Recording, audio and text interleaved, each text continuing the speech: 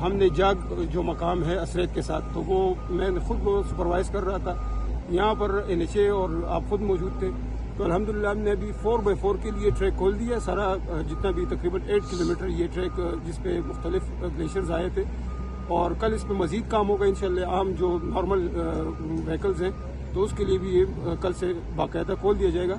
लेकिन अभी 4x4 गाड़ी के लिए सिर्फ ओपन है। तो जितने भी टूरिस्ट वहाँ पर कालाम में, तो कल चूँकि वीकेंड एंड हो रहा है, इतवार का दिन है, तो वो इंशाल्लाह कल दोपहर के वक्त वो बाकायदा अपनी गाड़ियों में यहाँ से गुजर कर अपने अपने घरों को जा सकते हैं। मेहरबानी।